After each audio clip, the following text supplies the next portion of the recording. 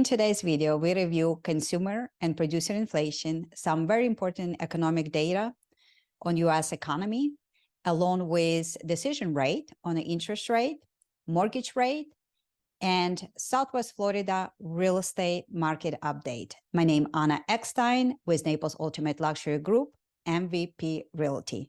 Let's start. All right, so let's start with consumer inflation. So you can see consumer inflation slowed down to 3% in the month of June, and is the lowest since March of 2021. And it's actually below expectation of 3.1. Month after month rose also 0.2% after 0.1% from the months previous before, and also below market expectation of 0.3%.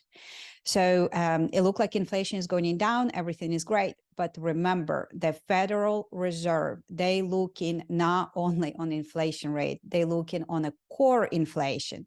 So the core inflation is the one that is actually being sticky. And you can see the core inflation is on the right side of the screen. You can see the annual core inflation prices in the United States, which is excluded volatile items such as food, energy, fell to 4.8% in June, the lowest since October of 2021, from 5.3% in the previous months, and it is below market expectation of 5%. Also, month over month is rose by 0.2%. Previous months we had 0.4, and it is below market expectation from 0.3%. You know, in my opinion, we are making progress, but we are making, if you look in just inflation, it's like, oh my gosh, we're to the 3%. Yes, we are making great progress. In my opinion, not really, because what federal government, again, what they're looking is a core inflation. If you look in core inflation for the past year, you can see, yes, we've been doing some progress, but we're stuck in those 5 to high 4th in a range for the past 6 months. So in my opinion, there's a lot of work to do to bring the inflation, the core inflation especially, to the 2%. The federal Fed expectation is still a long way to go. So this is the table that we usually review, inflation breakdown by the categories. And you can see that this is of the month of June. You can see there's some improvements made. I'm not going to go over a lot of different items, but you can pause and look through them, as you can see. But one of the reasons why inflation is actually going down, especially the one that we was looking in on the left to 3%, is because of the oil. You can see how the energy commodities, the gasoline, the fuel, the everything been going down and trending month after month, down and down, down. And as you know, now the oil actually start going back up again. So it's just shy of $80. And if this is continue going up, very soon will be filled at the pump, you know, in my opinion. So anyway, if we do look in through one of the items that have been really sticking, really hard to bring down, it was a shelter. You can see still is trending up 0.4% in the month of June. So again, if you like, just pause, please look over. Let's move on to federal interest rates. So the Fed, they had a meeting yesterday, and they decided to go to 25 base points. They raised the interest rate to the 25 base points, and that's what the decision they had. They did skip the last meeting, but they did decide the meeting before yesterday. But they did raise yesterday to the 25 base points, and on the conference, Mr. Powell said that, you know, further rate hikes, it basically data depended. And the expectation, I think, was from the previous meetings at least, and for this, that there's possible still rate hikes on the table, at least one. So if you're going into producer price index and core producer price index, you can clearly see that they've been trending down as well, and below the market forecast. Again, I think this will be interesting, in my opinion, because again, we will see what the future holds. But I believe that this is really our last month that we had the lowest CPI readings, at least for 2023. And with everything being the way how it is, economy goes, I believe that, you know, this is probably the lowest one. And as we continue moving to the 2023, we will have some inflation spikes due to the variety of different factors. But again, we'll see. So the next reading will be obviously in August, and that would give us a little bit more clarity of where we're going in. The next meeting the federal government will be holding, Fed will be holding, will be September. That's where they will be making a decision on another rate hike, if that happens or not. And before that, obviously, we will have a lot of data coming through for them to make a decision. So if we're talking about the payroll and unemployment rate, the reason why I bring these charts here for you to review is because the federal government, as they try to lower inflation, one of the factors that they're trying to fight is how resilient our economy really is, how the unemployment rate is so low, and how the job market is so strong. And you can see that we still added 209,000 jobs in the month of June of 2023, and unemployment rate is still stay at 3.6%. So our average hourly earnings rate increased by 4.4% in the month of June. This is year after year, and that's been increased 0.4% month over month on the earnings. So initial jobless claim and continued jobless claims, you can see that they're fairly low initial jobless claims. You can see that they're actually below market expectation at 228,000. And also the continued jobless claim in the United States increased to 1,754,000 in the week ending July 8th of 2023. So the retail sales year after year and month of the month, the reason why we're looking to look at the health of the economy. So you can see that our economy is month after month, you can see that that it's, despite everything we're happening, you can still see that sales is actually, if you look 12 months period, you can see how they're going down month after month. And you can see that even though they increase 1.5% year over year in June, but you can still see how downtrend is actually going in. And also you can see the chart is month over month. So the retail sales rose 0.2% month over month in June, and upon revision 0.5 from the previous month.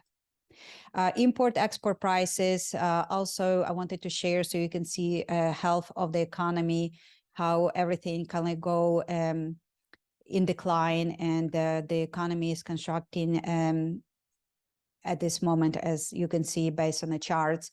Import prices decreased 6.1% year over year in June of 2023.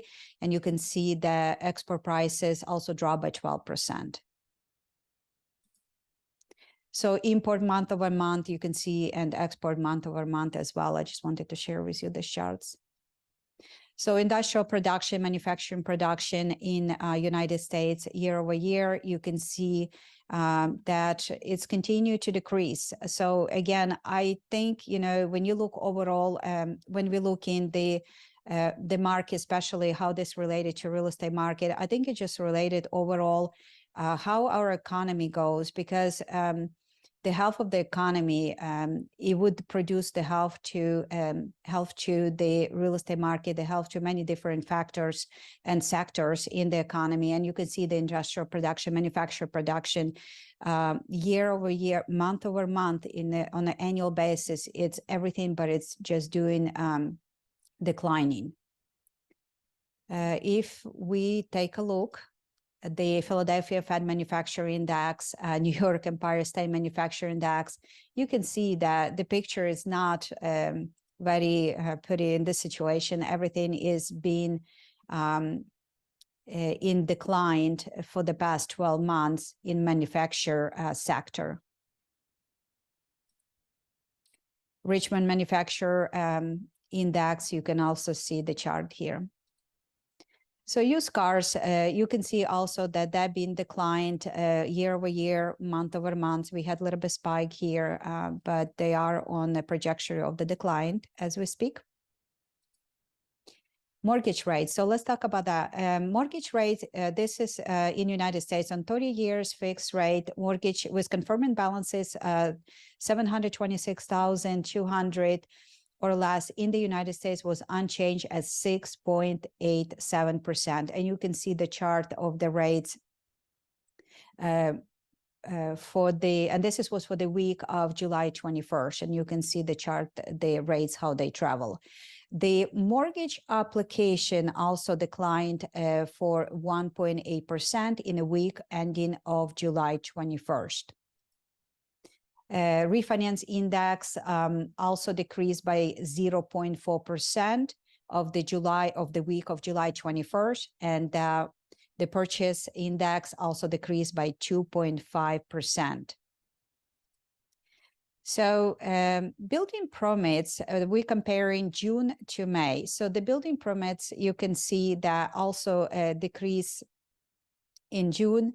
The month over month decreased by 3.7%. Housing starts also decreased compared to June, and the housing starts month over month decreased by 8%. The existing home sales, this is a nationwide, and soon we'll get to Southwest Florida market update. If you do like this video and you find value in this video, please click on the button below to subscribe. I would really appreciate it. Does help the YouTube algorithm to share this video with other people who be interested in housing update for Southwest Florida along with economic data. So the existing homes year over year is actually fell by 3.3% in the month of June, and the month is also fell by 3.3%. If you look in Shiller Home Price Index year over year and month over month, it's an index that tracking 20 cities, the home price index. And you can see that by tracking that, we still continue filing month over month, but we did rose. So year over year, we continue falling, but month over month, we actually is up. In home price year over year and home price index month over month, you can see this has been tracking by Fannie Mae. So this is different indexes that I'm sharing to you nationwide, and they track by different agencies. Like this particular one is tracking by Fannie Mae and Freddie Mac, and you can see that average prices for the single-family homes with mortgage guaranteed by Fannie Mae and Fannie Mae in the United States is advanced by 2.8% year over year in May. So this data goes back as much as May, and the lowest signs April 2012. Month over month, you can see also that it's rose by 0.7%. New home sales and new home sales month over month, you can see that new home sales dropped 2.5% for the month of June, and month over month is decreased by 2.5%. So wanted to share with you some data before we get into Southwest Florida housing market update nationwide. So the nationwide was still so low on the inventory. This is how many months of inventory we have average through the United States. So every state, every county, every city would be obviously different, but I just wanted to show to you briefly a few slides before we get into local data. And you can see nationwide, we actually only 3 months of inventory. So supply remain limited, but it's actually improving. And this is a couple quotes I like to bring to you. So there were 7.1% more homes for sale in June compared to the same time in 2022. This means there were 41,000 homes, we're talking about nationwide, right? More homes available to buy on a typical day this past month compared to 1 year ago. This is from the Realtor.com. So active listings also improve, you can see from in May, and this is been counting from the January 2017. So you can see there's improvement there as well. And the number of the homes pre-pandemic and the listing counts actually from the last year and the pre-pandemic. So you can see we still don't have as many listings as we probably would like to have. Again, every city is different. I will share with you local data. This is the nationwide. So in the final week of June, we noticed that inventory actually declined on year-over-year basis in the first time since last April.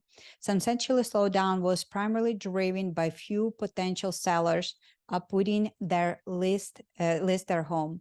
And the market which lapped the period, the higher inventory growth that started in May of the last year. This is from Realtor.com. I think, if you look in this, this chart, actually, active inventory getting greater than new listing. So there's more inventory on the market, right? But there's less new listing coming on the market. And in this, it says that in June, the numbers of the homes newly listed for sale declined by 25.7% compared to the same last year. New listing remained 27.6% below pre-pandemic 2017-2019 level. So, what you're getting with this is that you're getting less listings, but there's more active listings. So the buyer demand, it's there, but we still have active listings, right? We have many active listings, and then you have less new listings. Why? Think about it. If you're a seller and you're sitting on 3% mortgage rate, why in the whole world you put the property on the market to sell? Yes, you are sitting in the equity, but where are you going in to pay 2023 pricing and get 7% mortgage rate?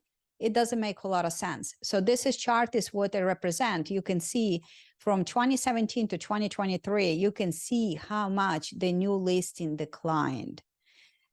So you can see significantly declined in the new listings. So this is quote from Tom Barkin, Federal Reserve Bank of Richmond president. I didn't fully anticipate how much the move in the interest rate would convince people not to put their houses on the market. It's so true. If you don't need to sell, why in the whole world you would sell? So the next chart is really interesting. Think about 99% of the country is declined in the new listings. That's amazing. Well, it makes sense. It makes sense. So this is history has shown that higher rates may take steam of rising prices, but it doesn't cause them to collapse entirely. This is especially true in today's housing market, whereas demand for homes continue to outpace supply, keeping the pressure of housing prices. This is the quote from Mark Fleming, and he is chief economist for the First American. Now, the home prices rebound and reflecting market dynamic.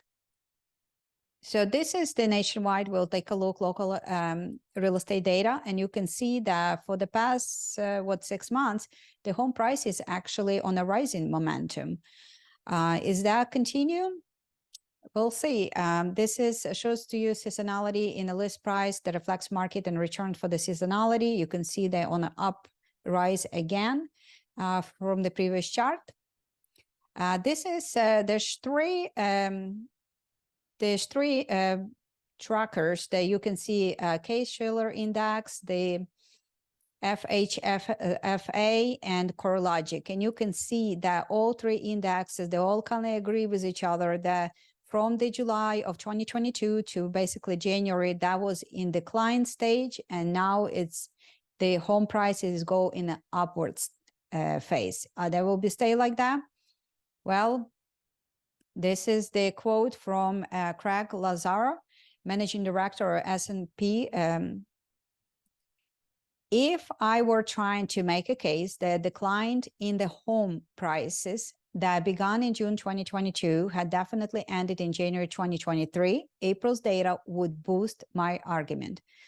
Well, you know, I will tell you this, what my opinion on that is. I would say it's dependent on a lot of different factors. I wouldn't say that we see decline in the past and there's nothing will be in the near future would be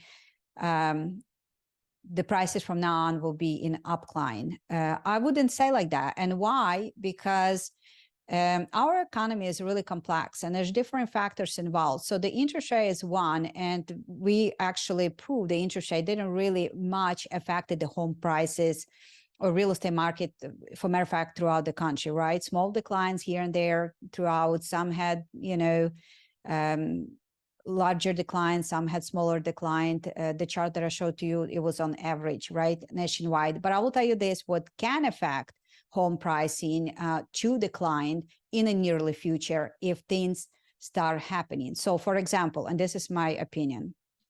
So one is if unemployment rate will continue go up and go up significantly, that definitely, in my opinion, will affect that home prices resume to decline. Why? Because now you will have a pressure on the sellers to sell the property. You have, if the person is sitting on 3% mortgage and they lost a job and they have to pay now and there's no more paycheck coming in, they probably need to downsize, right? And the more sellers like this will be coming into the market, they'll be competing between each other to sell their homes. So, and you can see actually throughout the neighborhoods now in Southwest Florida, and we're not even in this stage, but you can see that, you know, in one neighborhood, let's say, you know, the home sold, let's say just for discussion purposes, for $530,000 all day long to same home. And there's the home now came on the market for $530,000. Well, obviously that home not going to sell for $530,000. It will sell less, right? So now the next seller who is putting on the market, that will be take that comp in consideration. So that's why I say, like, this quote to me, yes, it's great. I like to share different opinions with you, but in my opinion, decline can happen in the near future just based on that fact, on a higher unemployment. Another fact can be also affecting the real estate prices directly or indirectly is how badly commercial real estate is.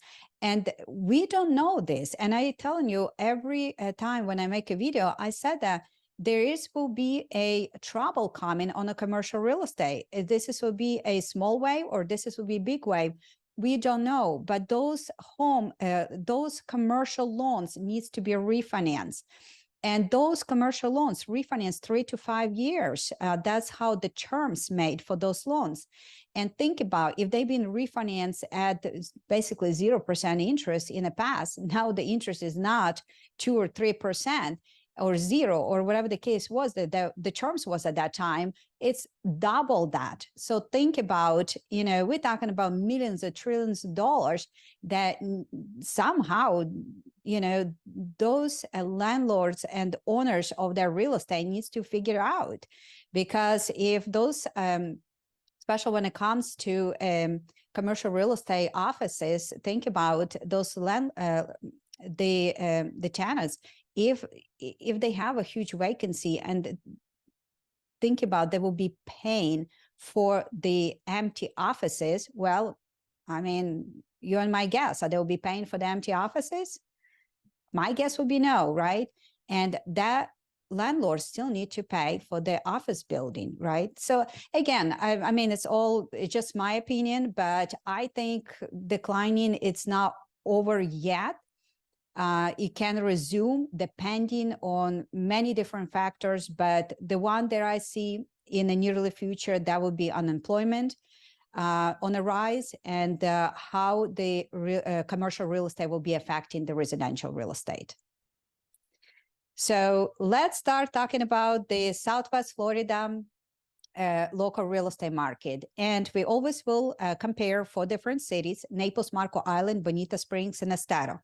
On the left chart, we're comparing June 2023 to what happened a year ago. And on the right, we compare what happened 30 days ago to May of 2023. So on active inventory, you can see that our active inventory, and if you remember from the previous slides, we said the active inventory is actually on the rise throughout the country. Well, you can see the active inventory is on the rise compared to a year ago throughout the Southwest Florida, excluding the Naples, on the single family homes. You can see this actually declined by 2%. But on average, it's up as much as 64% in Marco Island on the condos, and as much as 41% for single family homes in the Estero area.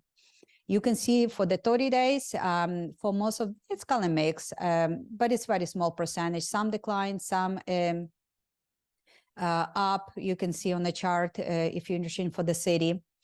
And on the middle, this is the how many active inventory of single family homes we had for the month of June. So you can see in Naples, it's 1,505 single family homes. And condos is 1,193 condos. Active inventory is an inventory that was active by the end of the month. It's the properties that are for sale. So that's how you read this chart. Let's move on to the next one. And we're going into a new listings. So the interesting part, again, remember how we say the new listing throughout the country being in decline. You can clearly see that. And on a single family homes, for the year ago, you can see as much as 29% decline in Marco, 27% decline in Naples. The only what you can see it's actually up on new listings is condos in Marco Island. It's up by 8%. So for the 30 days, you can clearly see that we also in decline on the new listings. And you would probably argue, it would say, well, you know, we're going in June, we're going in the summertime. So if the people was thinking to sell, I would probably put on the market property in January, February, and I would agree on that. So that's why you can't see even 30 days period. You can see for most of the parts, it's in decline, except you can see slight uprise in Estero by 15% on single family, and in Naples on the condos up 24%. So let's move on to the next slides. It's how many supply of inventory. If you remember, we looked at the chart, we said that on average in United States was a 3 months of inventory. So now we can compare that slide to the slide that we have here for local Southwest Florida. And you can clearly see that in Naples, so in the middle, you can see that how many months of inventory we have. And we break down them for single family homes and for the condos. So you can see in Naples, we actually have 4 months. So it's close to nationwide average, right? But in Marco Island, we have 7.1 month worth of inventory. It's actually almost double, right? In Estero, it's actually right with a nationwide average is 3 months.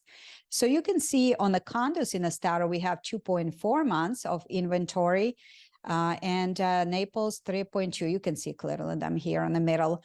And inventory is definitely a month supply of inventory is definitely on a rise. You can see clearly a year ago, and you can say, Anna, wait a moment, but the new listing down. Yes, but remember we said the active inventory is actually up, right? So it's a balance between active inventory and the new listings. That's what makes that months of supply. How many months will take to sell your home? So you can see that in Marco Island is up to 78%, in Naples as much or 33% on single family homes.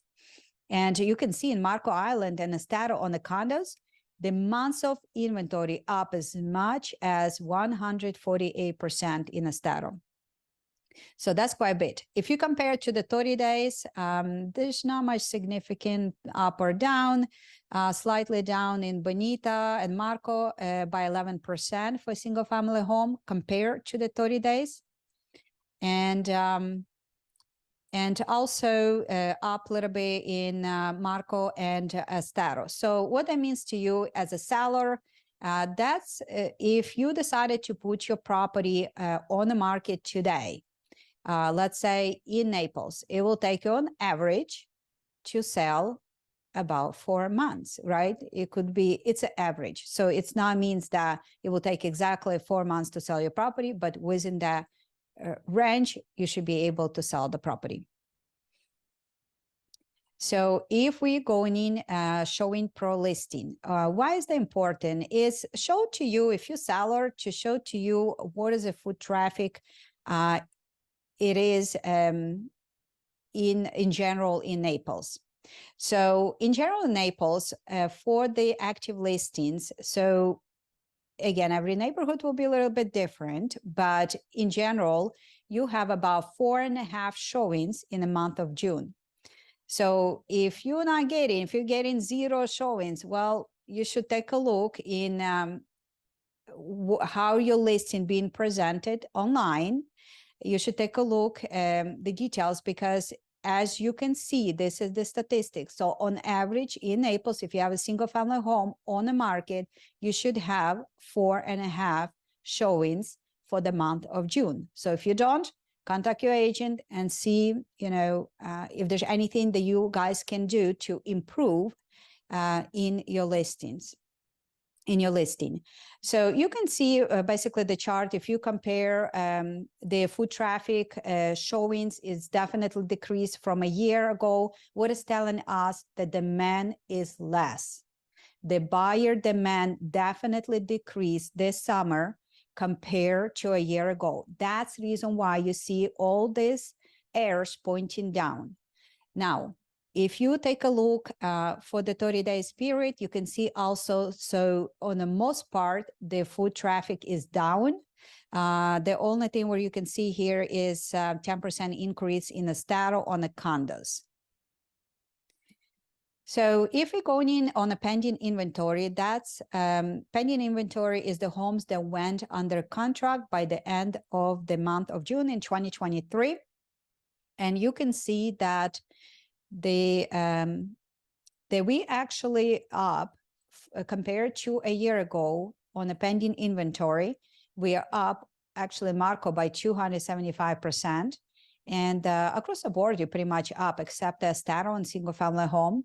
And also you're up in Marco on the condos, but you're down in Naples, Bonita, and Estero. So pending inventory, again, is the homes that went under contract. So if we compare for the 30-day period, you can see that actually we are down across the board. So what they mean to us, that remember we said the traffic was a little bit down, the traffic down, but I think it's more seasonality. Like if somebody, so in May is definitely, we have more pending inventory that went pending in May compared to June. And for us, it's more seasonality for the 30 days. For the last year, you can tell, well, we're definitely up. So what that can tell us that in June, it's much more stronger month were actually, in terms of the pending inventory, the people was actually took more action that they took exactly at the same time the last year. So there are more contracts being executed in the month of June of 2023 compared to the June of 2022. That's what this chart is really showing to you. So if we're going into medium percentage of lost list price, that's what they settle. This is the medium sales price. That's what the property actually is sold. If you take the listing price as 100%, that's the percentage what you see on the middle on average, what your contract closing price was. So you can see in Naples was 96.7%. That's what the seller was getting. If the list price, again, it's on average, guys. So you have to understand this. You can't just say 96% and go and assume that every single property will close at 96.7%.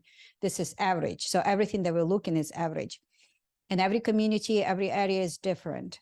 And every home is different, for that matter of fact. But this is our average. And you can see that the average actually declined a year ago. And you can see kind of very minor changes if you look in the 30 days. So you can look for yourself, but there's not much to talk about. If we say what the median price per square foot that actually reported for the month of June. What is the median price per square foot? This is the median price per square foot actually that it's closed, that it's sold in Naples for the month of June. Again, we're looking average. If you go to Naples downtown, it's not going to be your average in Naples downtown, $368 per square foot. That would be very different, right? We have a variety of different real estate in Southwest Florida, from small condos to very large estates homes, beachfront properties, golf access homes, estate homes, acreage homes, all of those different areas that will have their own price per square foot. I wanted to share with you what the average price per median price per square foot is in Naples area, Marco Island, Bonita, and Estero. And if you do like more in detail, I do have another report that will be coming up. It's for 4 different communities, actually 3 different communities, is the Naples downtown, the Moorings, and the Park Shore. And it will be at the end of this video, so you can click and watch that on your convenient time. Up there, more specifically focusing on those 3 neighborhoods. And so if you're talking about medium price per square foot, you can see that from a year ago, in Naples, slightly, in Bonita increase, in Marco and Estero decrease in the single family. And on the condos, Naples, Marco, Estero increase, Bonita decrease. And you can see slightly increase for the 30 days period in Naples, Bonita Springs, decrease, Marco Island, Estero, and you can clearly see what happened for the condos. Medium sales price. That's, again, we're reviewing the medium sold price in the Naples area. So when you took all the properties, from the highest to the lowest, and you added all them together, the medium sales price after that calculation in Naples would be $755,000. You can clearly see Marco Island, Bonita, Estero, and for the condos as well. And you also can review how much that increase or decrease for a year ago, and the also the 30 days.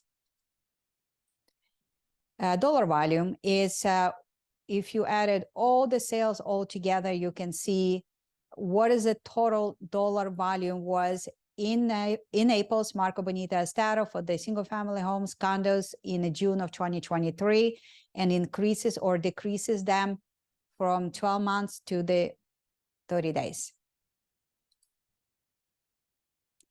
And the last chart that I like to share with you is a closed sales. Is how many sales, how many properties was, number of those properties was sold in the month of June. So they exchange the escrow, they give the keys, and the happy buyers now, the owners of the property, happy sellers move on to explore another real estate adventure. So, or maybe not. The In Naples area, you can see that there's 443 homes actually close in the month of June 2023. Marco Island 39, you can clearly see on the middle. This is for the condos. It's interesting, in Naples actually, well, Naples is the largest cities from all of three, if you don't know. So, but you can see clearly that we sold quite a few homes and condos in Naples area. And you can see there's, it's actually compared to a year ago in Marco, it's increased by 44%. And slightly decreased between three other cities, decrease for the condos throughout the board. And if we look in May for the condos or the single family homes, you can definitely see that we did has less closed sales in June compared to 30 days ago. Again, it's a seasonality. I think a lot of buyers who thinking of purchasing and they do visit in Southwest Florida in season, they do make those decisions early in a year. So that's why you see, so there's no surprise or huge alarm for me. Our summers is always slower compared to the season and compared to the fall. So you always see that little bit slowing down in those pending sales, in closed sales. It's just a seasonality for us in Southwest Florida. Thanks for watching. I hope you find this video valuable for you and for your family. And if you're thinking of moving to Southwest Florida, I would love to guide you through your real estate journey. And if you're the seller and you're thinking of putting property on the market, I would love to give you comprehensive market analysis with specific real estate plan for marketing your property, free, no obligation. I can do via email if you like to give me a call. I would love to work with you if you're thinking of moving or if you're thinking of selling in Southwest Florida. My name is Anna Eckstein with Naples Ultimate Luxury Group, MVP Realty. Thanks again for watching.